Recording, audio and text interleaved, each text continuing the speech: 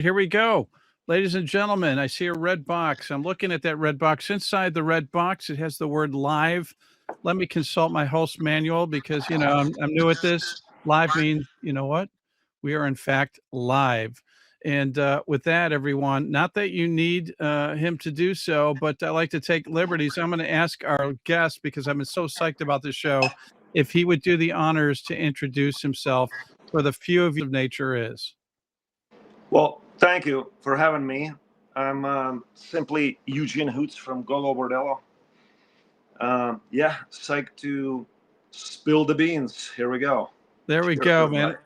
And I have a little bit of a pitch because I think for those of you that might be discovering Eugene and Gogol Bordello for the first time, it's everything that which inspired Gogol Bordello. It's punk, it's hardcore, it's techno. It can be traced back to what was referred to as the post-punk playground, and a Yeah. nice dose of gypsy music. I mean, Mhm. these guys stand alone, and that unto itself warrants your attention. To quote the bio, a postmodern punk collage with a touch of orchestral hit class, perhaps. You know what? I could not come up with that, but that nails it. And tonight we're celebrating a killer new album entitled We Mean It, man. So buckle up, everyone. Let's kick this show off. Brad, if you would, please roll the video.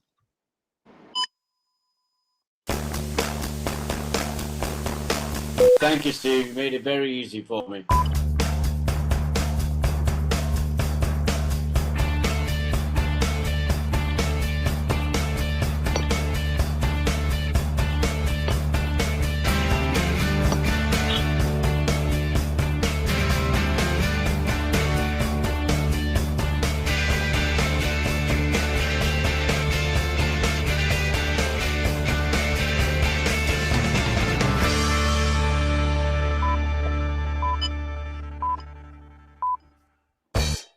Man, that video always gets me amped up, but you know what? I was amped up already because I feed off of this guy's energy and his creativity.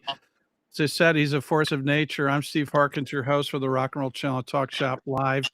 And again, please welcome to Talk Shop Live's Rock and Roll Channel, Gogol Bordello's frontman, their spiritual figurehead, the one and only Eugene Hutz. Eugene, thank you so much, man, for being here, man. Where do we find you this fine evening?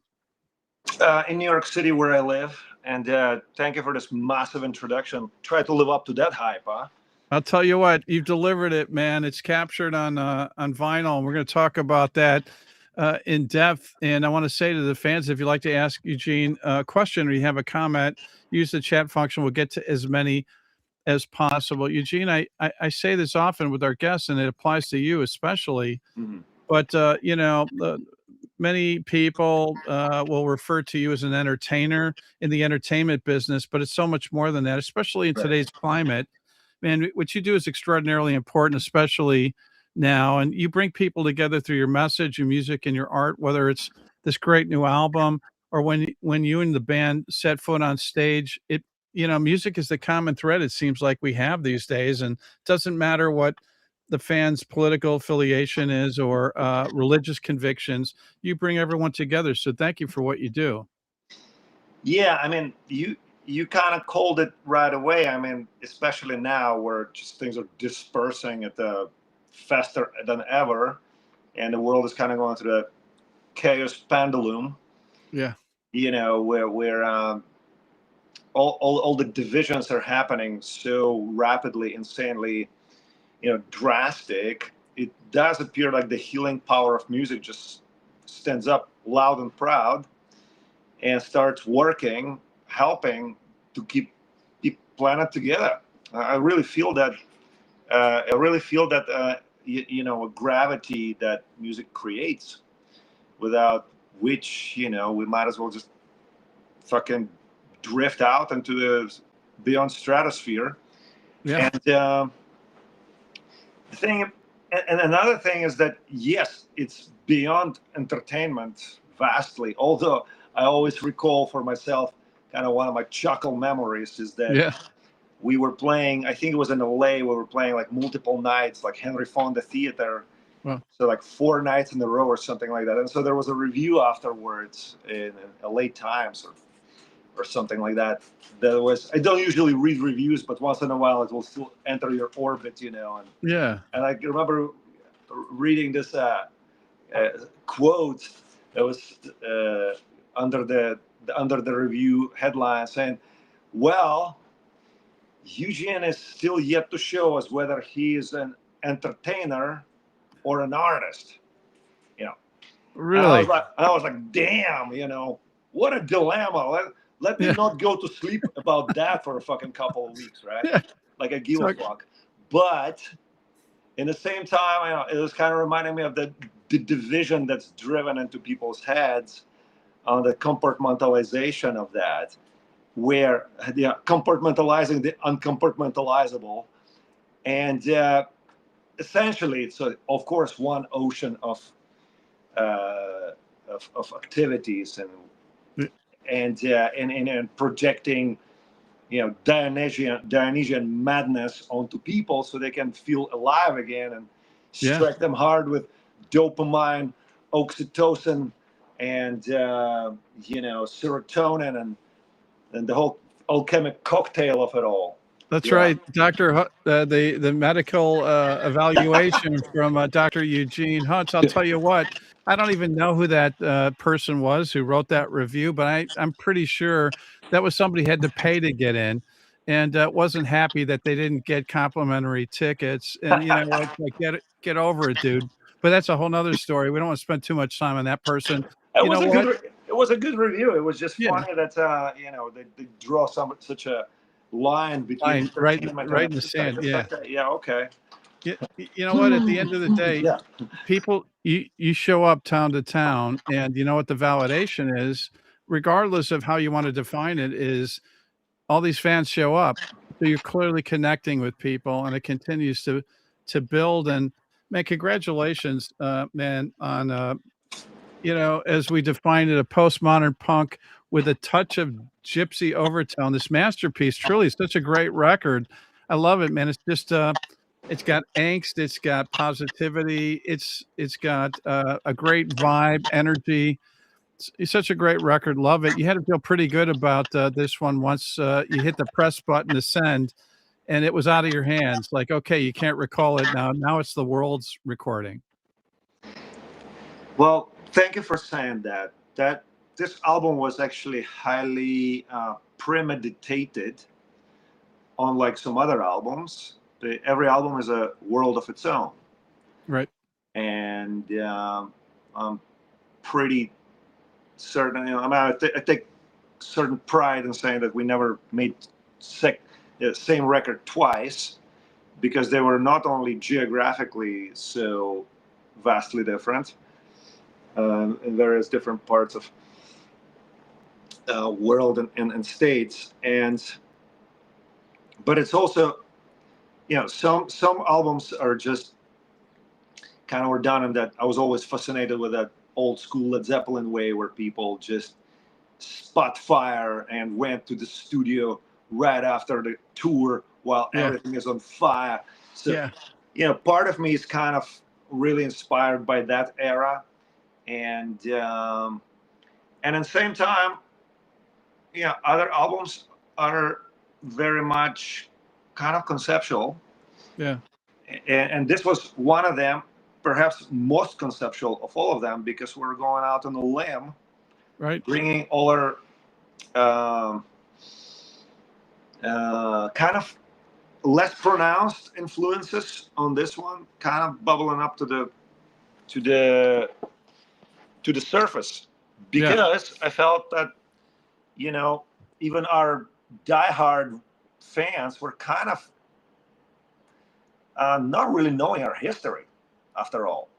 Right. That happens. That's not any kind of grudge to hold, but it is a story. It is beans to spill. But, I mean, I think some of that, I love your analogy of kind of going back to the 70s, at least particularly with this project, because to me, mid to late 60s to mid 70s, the beauty, to me, it was a golden era from the standpoint of most artists were allowed to go in whatever direction they chose. It wasn't fully on a business where the companies they work for were trying to shape them, say, we need you to fit into this mold. Right. And that, man, is the absolute definitive I think underscore of what you bring to the table. It's hard to define what you bring to the table, yet it distinctly sounds like Gogol Bordello. I mean, and that is a really rare thing and a difficult thing to accomplish in this day and age. You've kind of carved your own niche, and yet at the same time, we can't categorize you exactly. That's amazing. Yeah, thank you. We do kind of live in that world, and I mean,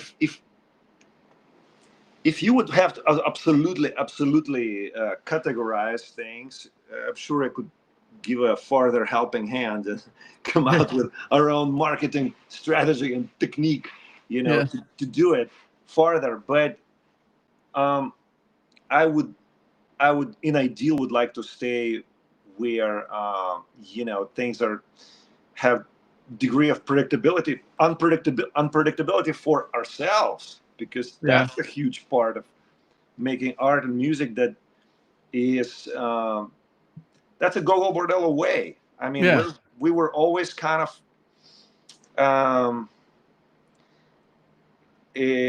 ambitious in a sense that we wanted newness to be a kind of part of what we do.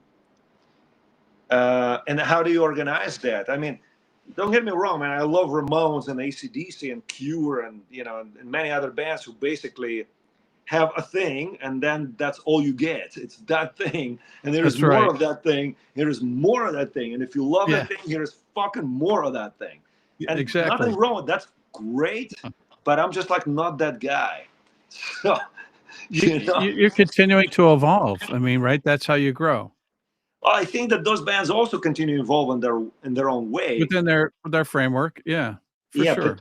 But here it's like, one of the winning things about Gogol Bordello is that we had this period of time in a formative years where there was kind of like a cluster of people. There was like three core members, and around us there was like just people who turn up for rehearsal or for a show and kind of chime in and then become a part of the band for a couple years, like and then kind of go on and do their own thing again.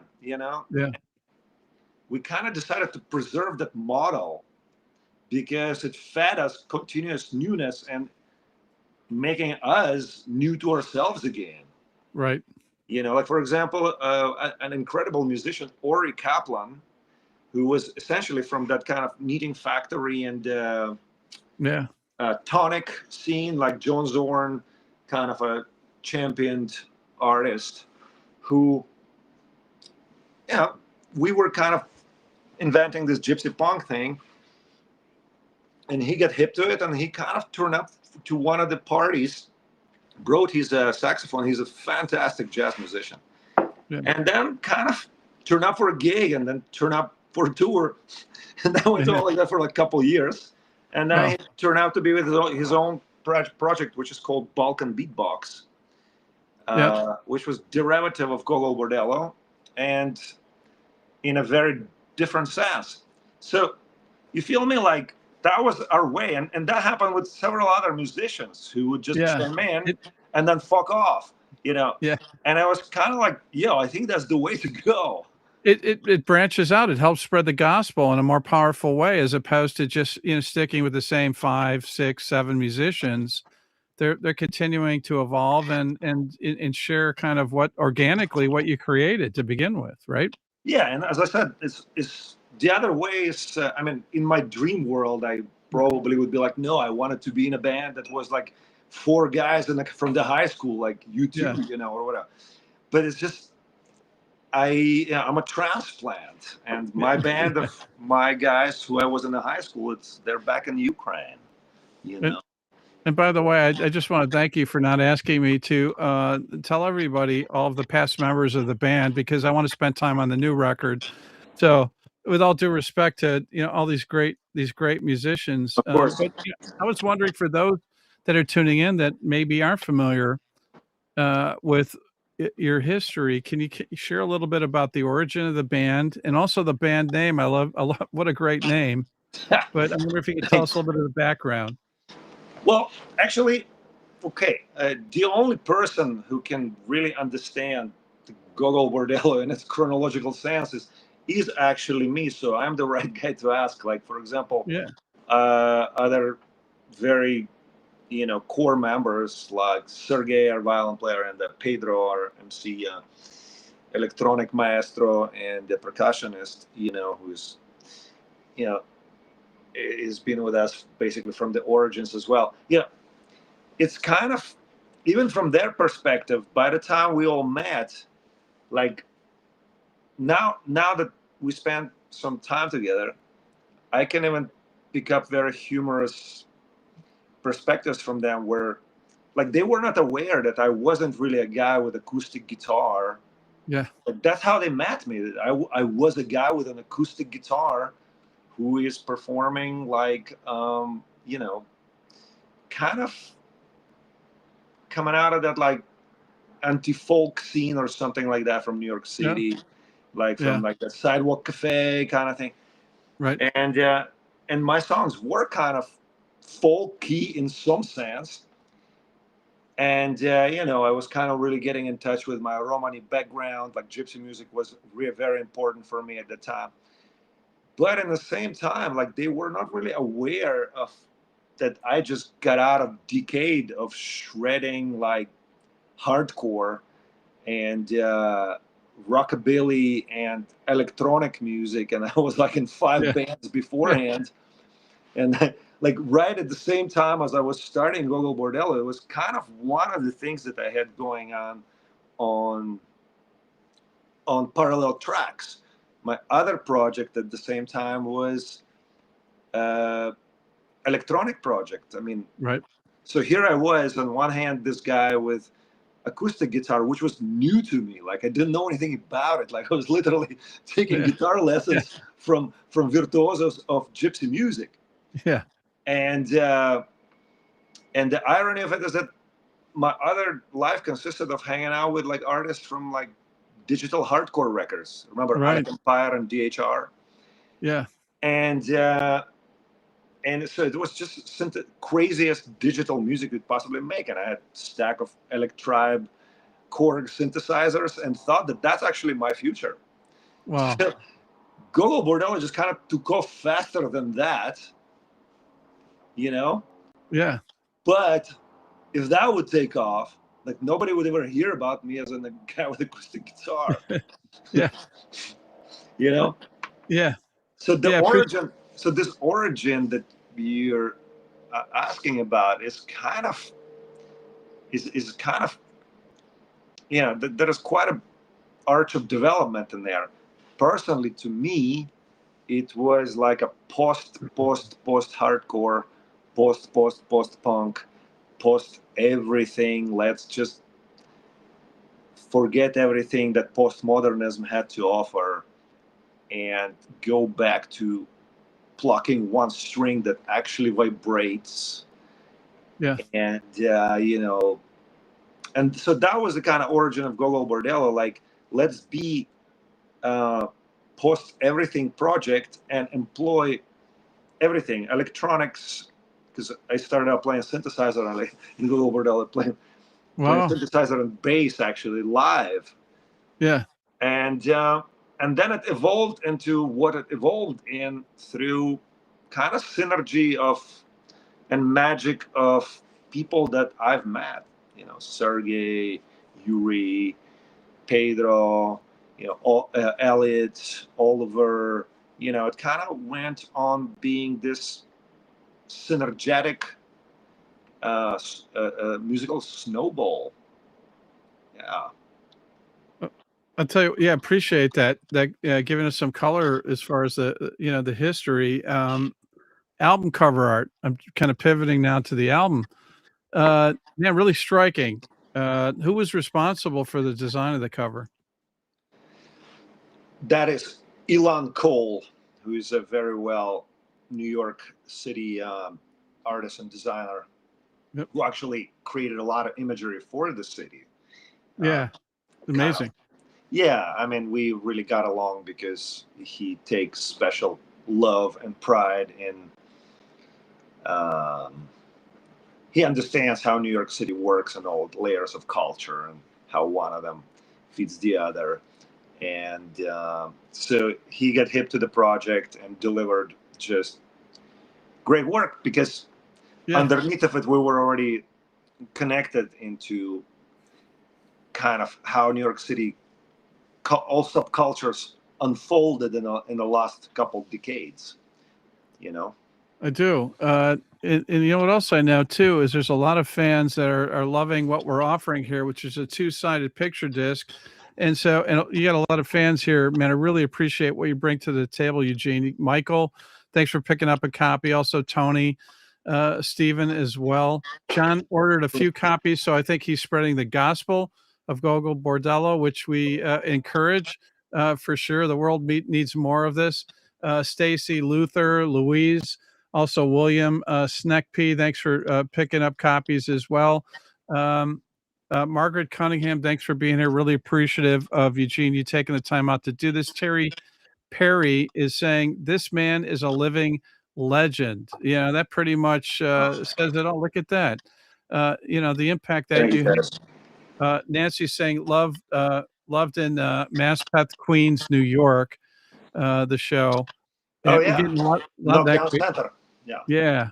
Wilbur Wash, I apologize. I can't get the translation, but he is from Budapest, and I'm sure sending love and affection. Also, Tempest Boomer, love from Maine. Also, congrats to brother from Budapest to overthrowing Orban. You know, I said I left that to you. I think that's a great call. Wow. Yeah. That was monumental, wasn't it? Oh, yeah. Yeah. Yeah, absolutely. Nomi Ann is saying gorgeous. I think she's referring to both you as the man, the myth, the legend, and the music. So it's like, man, you checked all the boxes, Eugene. And speaking of checking all the boxes, I want to say we're celebrating the latest release from Eugene and Gogol Bordello entitled We Mean It Man, featuring 12 amazing tracks. Eugene calls We Mean It Man the band's post-punk revenge. I love that statement. Co-produced by Nick Launay, who 40 years of like incredible records. Nick Caves and the Bad Seeds. Incredible. Yeah, Public Image Limited, iconic, Gang of Four, the Yeah Yeah Yeahs, who I love as well. The Idols, and also Adam Greenspan, who worked with a lot of the same bands. Also Refused and Amyl and the Sniffers and Arcade Fire. Oh, thank you. I missed that. Yeah. That's huge. Yeah, that's huge. So TalkShopLive is offering this exclusive 2-sided picture disc. It was limited to a production run of 500 copies, and we thank Eugene for signing off on that and the label as well, and Scott. And I'm telling you what, that we're on the way to selling out. So you need to pick up the copies, because when they're gone, they're gone. I'm not sure Eugene will return my calls after this. I'm hopeful he will, but just in case, you need to pick up copies now. All you have to do is hit the shop button on TalkShopLive.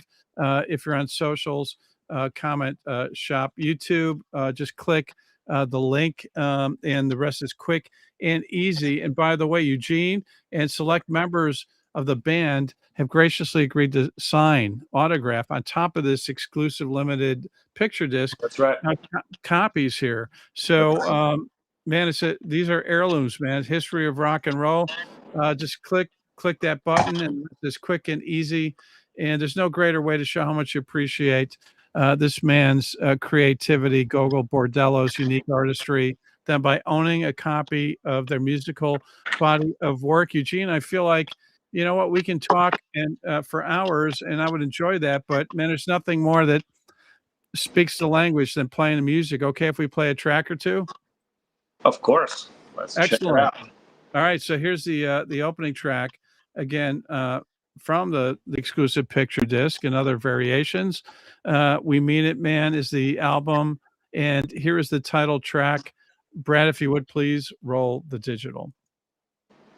We exist in a mystical realm and nobody knows how it works. We exist in a mystical realm and nobody knows how it works.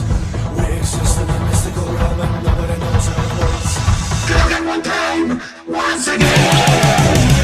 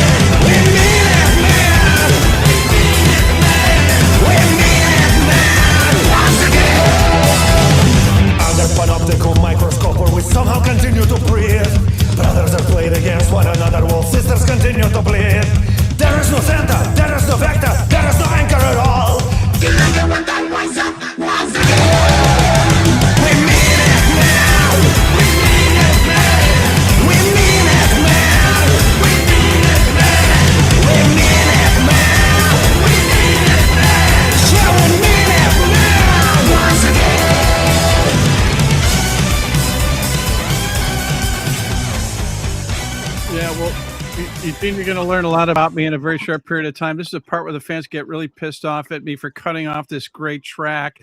But this is how it works for those of you that haven't been on Talk Shop Live. If you want to hear the rest of it, you have to buy the album. That's how we roll here. There's other ways to hear it, and I'm sure several of you have heard it. But man, what right out of the gate, Eugene, man, in your face opening track grabs you by the virtual throat. I mean that in the most positive sense of the term. It's a killer anthem, rocks, great vibe.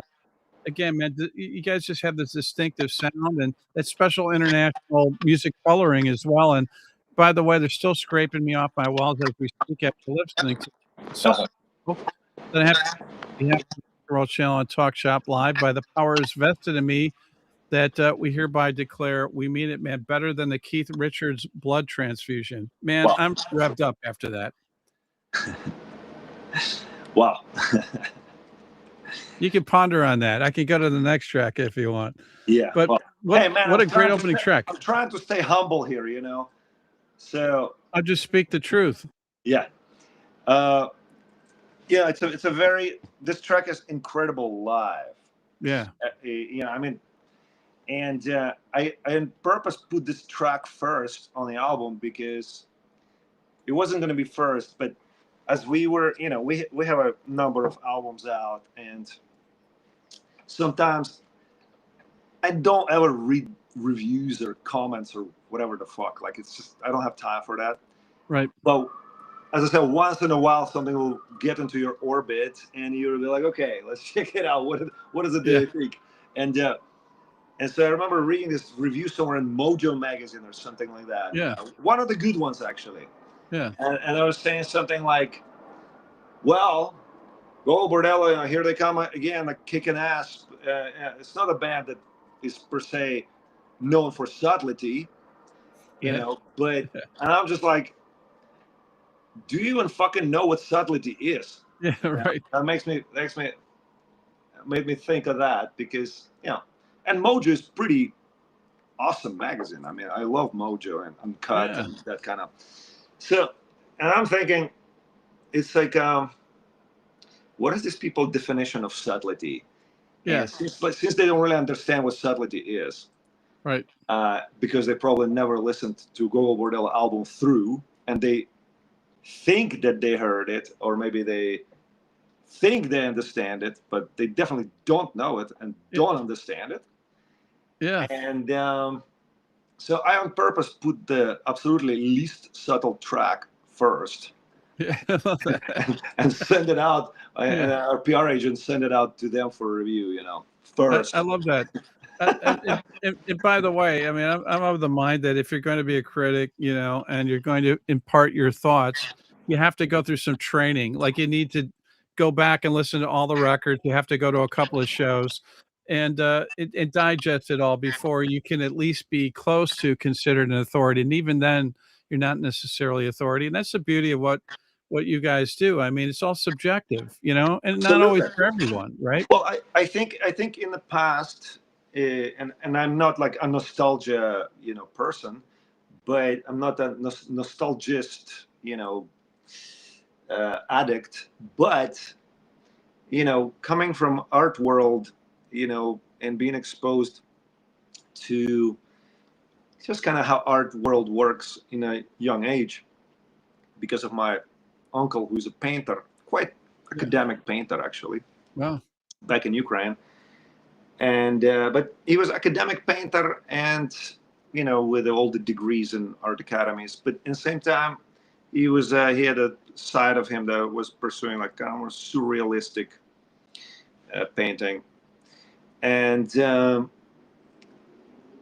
because of the exposure to the critics there and a critical analysis of art, I understood value of it. That there's a lot of value in it, actually, in being a critic, and especially reading like Marcel Duchamp and André Breton, these people who kind of essentially curated like modern art in the beginning of 20th century and helped a lot of artists along and wrote manifestos for the movements. Like André Breton never painted; he wrote surrealist manifesto for Salvador Dali and Jean Miro and everybody in it.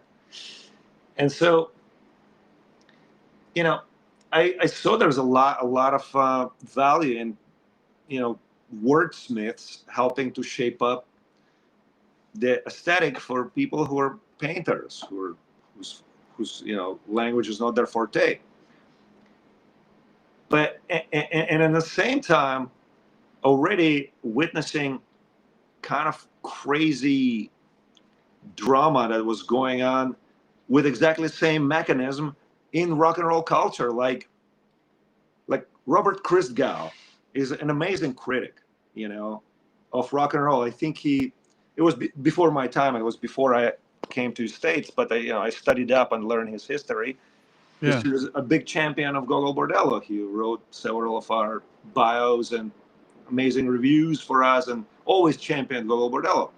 And then I learned that he was kind of a dean of American rock critics, that he wrote for Rolling Stone for decades before I was born.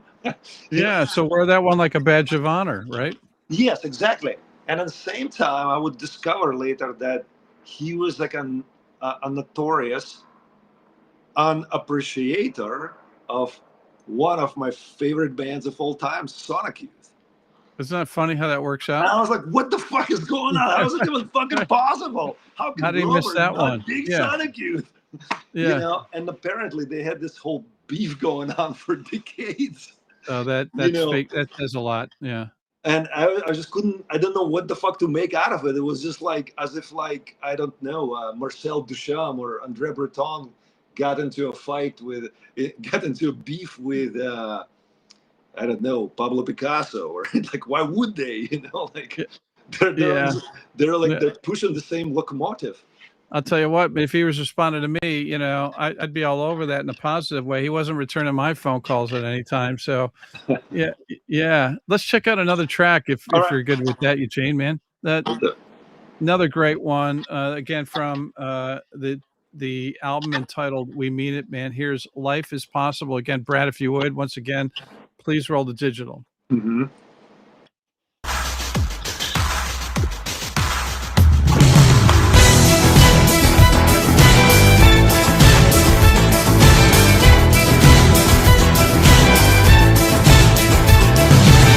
Just when you think you heard it all and saw it all right through, and it feels like suicide, the only honest thing to do. Yet you shake out your coattail and you tilt the Holy Grail in such an angle, such a way that life is possible again. Life is possible again. Yeah. And you shake out your coattail and you tilt the Holy Grail in such an angle, such a way that life is possible again. Life is possible again. Life is possible again. Life is possible again.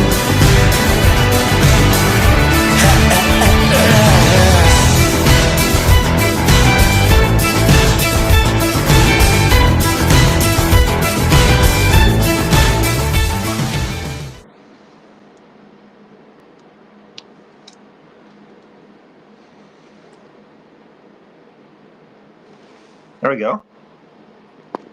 Oh, why am I not hearing the sound? There we go. Let's try There that you go. again. Take two, man. Robert Nichols said Pablo Picasso was never called an asshole, which sounds, I believe it was validated by Jonathan Richman and David Bowie. So we have it on the highest authorities that in fact is true, man. What a great video, man. So catchy, the track with great attitude. It's theatrical, filled with drama, both in the vocal and the production, really powerful. Love your incorporation of kind of a somewhat classical element as well. And again, it just shows you're willing to push the boundaries where you basically are saying we don't have any. If it feels right, you're going there. I'm a man of boundaries, nonetheless. Yeah, I understand Let's that. set them Wasn't right your now. yeah, I understand. No, actually, well, classical music was very important for. That's another kind of element I didn't mention before, and like, you know, in initial components of Gogol Bordello were not so much folkloric, but rather classical. And because I did undergo some classical training when I was a kid, and in Kiev Conservatory, and I threw it all out of the window the minute I heard Slayer. Yeah. I was 13 years old, no 14, and This side of the spectrum. yeah, it's amazing to be friends with Dave Lombardo now and play him and play him my tapes of ridiculous fucking quality of me drumming with my first band, playing Slayer covers from Rain and Blood, and it's definitely a magical circumstance of life that I get to do that. Yeah, no doubt. But but classical music had a lot of impact on me, especially classical music that was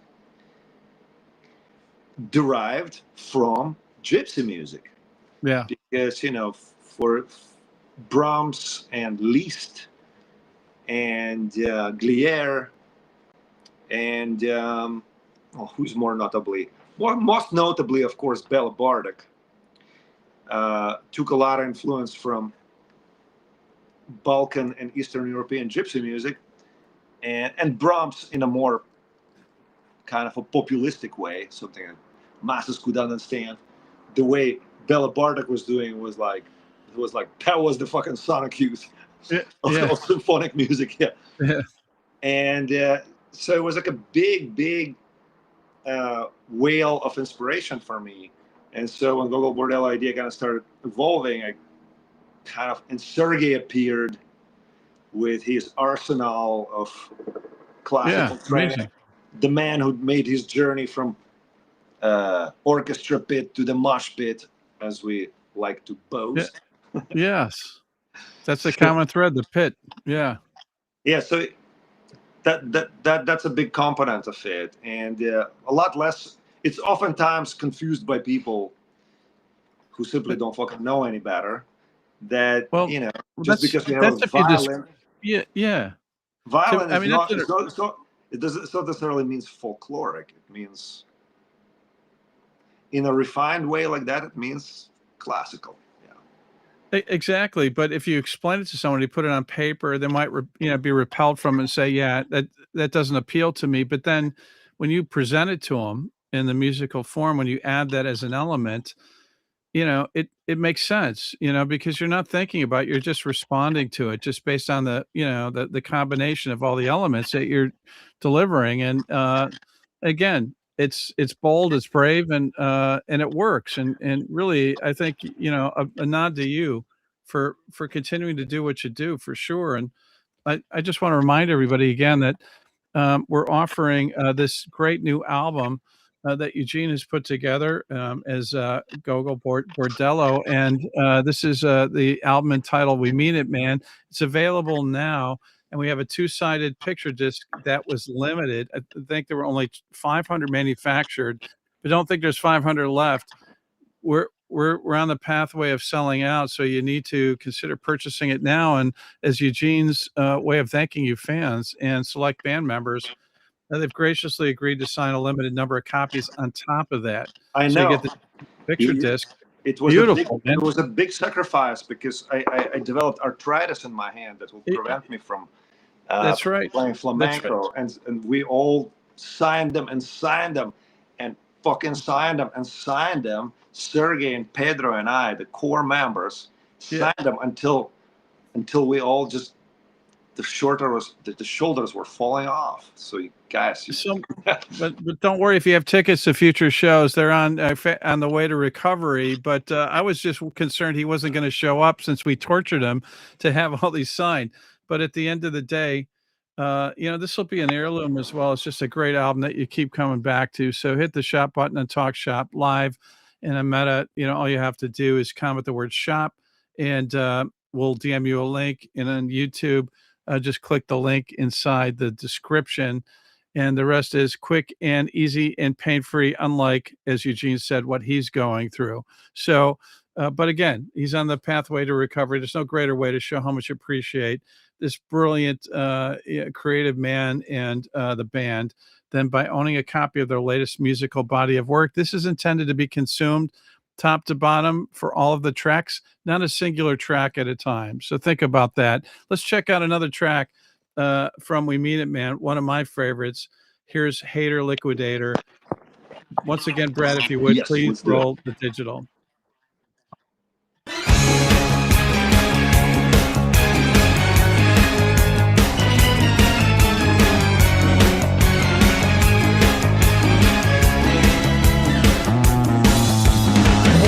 Pandemic, what else do you need to see who's made out of what, who's got busted creed, and whose street cred was never counterfeit?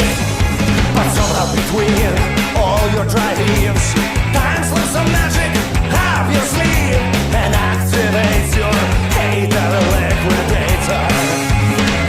Your hater. Your hater.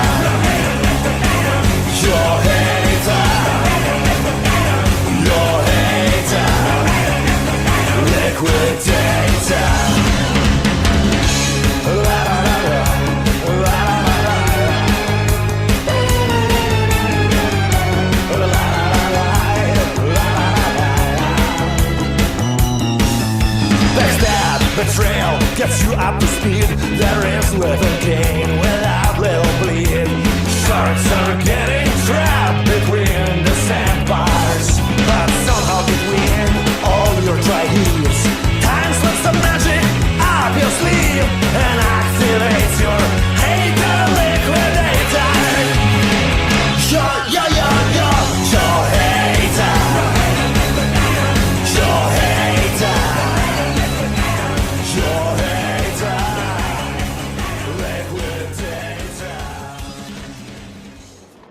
There we go again, man. They're threatening to slash my tires. The good news is they don't know where I live because, man, that's a killer track. Well, I think that might be my favorite for sure. High energy, kind of has a little bit of like an amped up vibe with a band I used to love, Midnight Oil, to some extent. Man, I love Midnight Oil. Well, Nick Launay produced Midnight Oil. Yeah, Also it's the producer of this album. there you go for sure. Absolutely, that's such a great track for sure, man. To me, an instant anthem. Thank you. Great bridge to boot, and that's what I love about how you construct these songs. Is you don't take the approach, with no offense to like a Ramones you mentioned before, which is like verse chorus or whatever. You take the songs in different directions, but it doesn't feel unnatural, even though you kind of take a hard left turn in some of these cases, and it still works. And again, that's a testament to you're willing to push the envelope and still make sure that you've got an interesting body of work for all of us fans.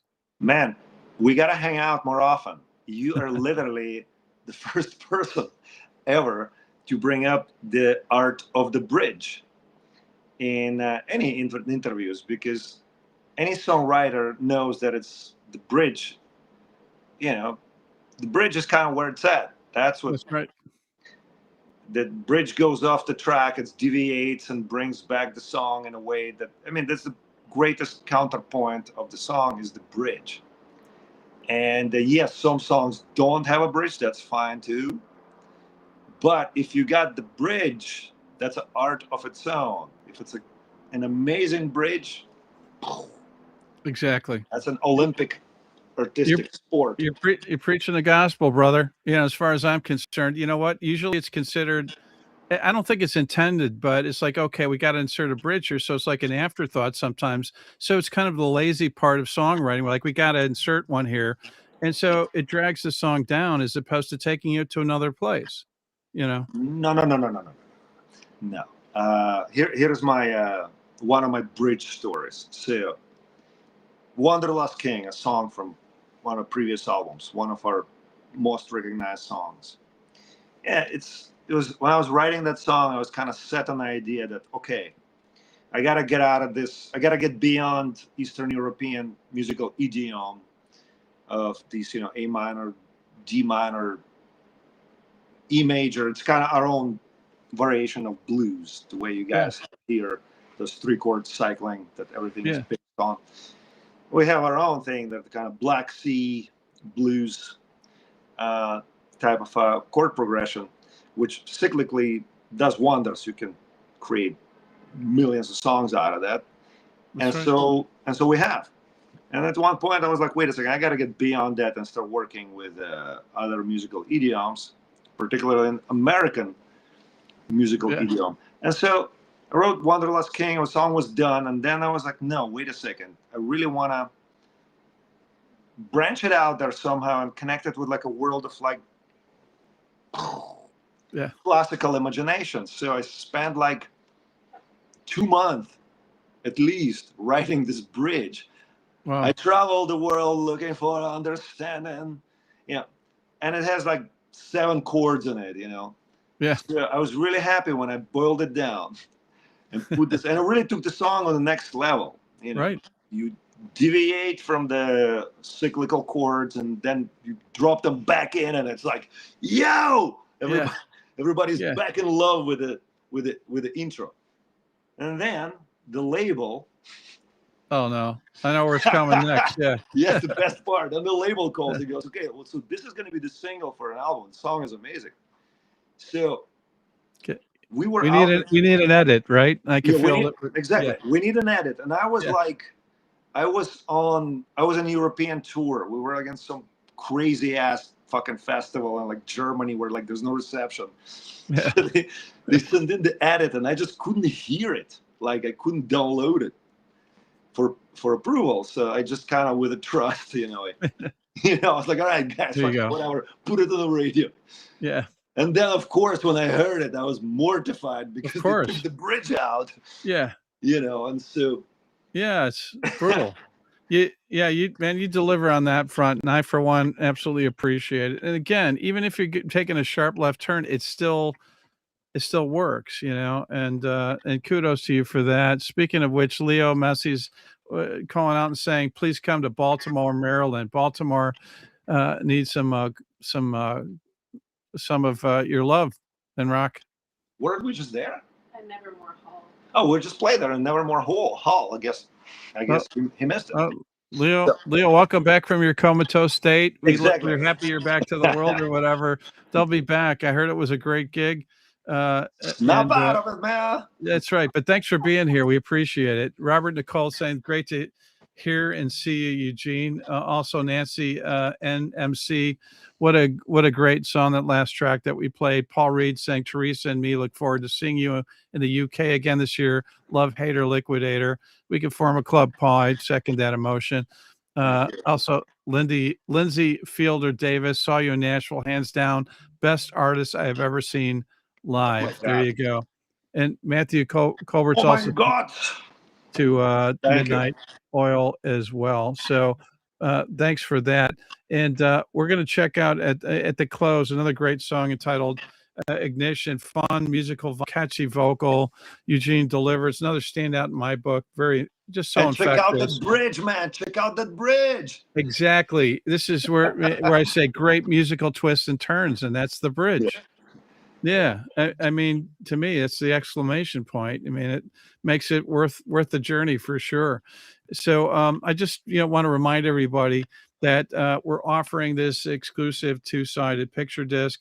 You can only get available here. Only 500 were produced, and they're selling fast and furious. They will be gone. So pull the trigger on it now. And also, Eugene and two of his other illustrious musicians in the band have graciously agreed to sign copies. So hit the shop button and Talk Shop Live on Meta. All you have to do is comment the word shop. We'll DM you a link. On YouTube, all you have to do is just click the link in the description, and the rest is quick and easy. No greater way to show how much you appreciate the passion, the creativity that Eugene and the band bring to the table, of course, known as Gogol Bordello. You know what, man, I got to tell you, this time flies by, and I'm kind of bummed. I mean, I hope we could do this again, because we're kind of at the bewitching hour. But before we let you go, Eugene, what's on the agenda for the balance of the year? A lot of gigs, right? Well, yeah. I mean, it's one of our strengths for sure. Is we love touring, and we love the whole magical bubble of touring. But this last tour, it was a very first time when I did such thing as play 2 shows every night, because I have, on top of Gogol Bordello, I have a new band, and or I am in a new band. Yeah. And it is called Puzzle Panther. Love it. And I started out as a producer of that band, but now I am in the band, and it's a very kind of the kind of, it's a very very post-punk inspired band, and people are doing it in 2026 kind of way, but it is very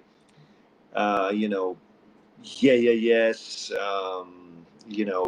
Charlatans, Stone Roses, My Bloody Valentine. Sounds great. Sonic Youth influenced kind of a band, and I love all those streaks of music. So I ended up being a permanent member of the band. And so basically Puzzle Panther was supporting, and I ended up playing 2 shows every night. Wow. And, then that band is also on our label, of course. And, right. I'm very much a fan of where that's going. And so more artists on our label, Grace Berger, Pons. Yep. It's this year and the next year will be all about getting their name out and getting them to gather their own authentic grassroots followings via Gogol and via being out there. So that's kind of what I'm mostly kind of consumed. It's really awesome to be actually experience these different forms of creativity where no doubt. Join other synergy. Just join another club and see what that does. I mean, it's just a whole another dopamine explosion, Yeah. And Naza wants to know the name of the new band, or the band you're referring to, is Puzzle Panther, right? Yeah, Puzzle Panther. Yeah. Yeah. Exactly like that. Are you on the album, or is that something that's forthcoming? Oh yes, I'm an album. We have 2 EPs out already. Yep. Produced also, some by Nick Launay and some by Steve Shelley from Sonic Youth. Yeah. And I produced a bunch of it, but you get the aesthetic kind of like where it's coming from. It's all the kind of. Well, maybe we have you back, Eugene, to kind of talk about that Puzzle Panther. Yeah, Brian Chase from UAS is actually in the band on the drums, obviously, and so it's a kind of a very, very much where the whole things are going here is how to take all this best vitamins of music that we love and to catapult them into next era. There we go. Once again, the prescription according to Dr. Eugene Hutz. I'll tell you what, man, sign me up. I'll take 2 doses every day. Yeah. I'm in. And before we let you go, I'd like to thank all the fans, and there's quite a few, several hundred that are here this evening, for their support of what you do and also what we do. And special thanks to Scott Summer, our good friend of TalkShopLive, for opening the door tonight. We wouldn't be here with Eugene if it wasn't for him. And also our good friend Missy Colazzo from Megaforce and the Umbrella of Labels, and also to Brian Long, thank you, and also Laura Evans from Nodding Factory Management for all of their help in making this happen. Our big ally Jake Anderson from The Orchard, and our fulfillment partners to make sure that you get these albums from Eugene and the band. That's all media supply, and to Brian, Sandy. Or buy them from me personally for twice as cheap. This is Romanian bootleg copy, so much better. You're killing me, Eugene, but you notice I didn't like edit that, so I still gave you the freedom, man, to cut me off at the knees in a good way. But it's all good, man. It's we got to support the man in every way we possibly can. And so I'm a big fan of supporting him, no matter how you do that, for sure. Also, thanks to Jake Anderson from The Orchard, and to as it was saying, to Tina, Joe, Jenny, Sandy, Brian, Lavani, Marty, Kate, Sam, Brendan, and behind the scenes, Brad Edwards for doing a terrific job this evening. And most importantly, to Eugene Hutz, who, of course, is from Gogol Bordello, for continuing to provide us musical gifts and creativity for all of us. And Eugene, before we part company, any last words you'd like to share with the fans out there? Well, I want to thank you because you have, kind of, this is a really unorthodox kind of interview, and the question's been amazing. Thank you. And we had a great flow here, and everybody who chimed in with cool fucking questions. When you do a lot of interviews, you get pretty burned by the roaster of typical things. But here we were absolutely successful on the front of not doing any beaten path. Thank you. Thank you for everybody who, you obviously have great, amazing built-in audience that thrives on that. So exactly, here's to the future of unorthodoxy and unconformity. I'll drink to that, man, and sign me up for a T-shirt as well. I'll wear it proudly and loudly. Yes, and a Romanian bootleg. There we go. Yeah, don't buy just one, buy 2 or 3, And if the authorities try to chase you down, just run as fast as you can. Pick up a copy of this 2-sided picture disc as well, entitled "We Mean It, Man" at the Rock and Roll Channel Talk Shop Live, personally autographed by Eugene and the core band members. And while you're at it, pick up copies for your friends and family. As we said, man, music is art, and it's a gift that keeps on giving. We need more of it now than ever. Your friends and family will thank you for it. You worked hard this year. You deserve it. And I have it on good authority. It will truly enhance everyone's quality of life. It's good medicine, musical medicine for all of us. Eugene, man, really enjoyed the time here, man. It flew by too quickly. I hope we could do it again. Thanks so much for being here. Thank you. I hope we do it again for sure. Really appreciate your vibes. Thank you. And it's the same here, my friend. And with that, everyone, stay safe, enjoy life, spread the gospel, rock on. So long, everybody. Until the next time, Eugene. And watch out for Federalis. That's right. There we go. I'll leave it at that. See ya. Ciao, everybody.